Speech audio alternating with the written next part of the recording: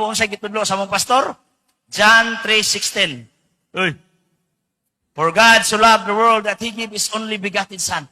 Whoever believes in Him should not perish, but have everlasting life. Nakadugog mo na ron, di ba? Anad kay mi anak. Just imagine ha, 8 years old ko, grade 3 ko anak, daghan akong bersikulo sa Biblia nga nasag-o. Kaya sige mamigtuon po, Bible study every Friday. Wa gyud mi tudloi nga duna day simbahan nga gitukod sa atong Ginoo. Oy, kamo naibaw mo wala? Karos amon mo naibaw.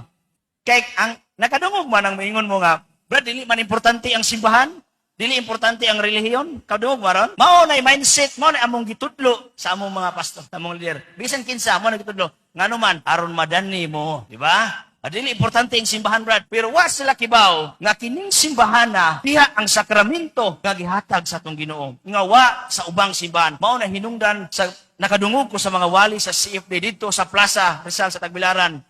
Why duha-duha nagtuon gyud ko sa simbahang Katoliko. Bisusultihan mo, bisan gamay, wa gyud ko magunahuna nga makatoliko ko. Bisan gamay, wa gyud ko ideya magtuon ko Katoliko. Pero sa dihang nakadungog ko nga dunay simbahan nga gitukod si Kristo. Ngay nga naman,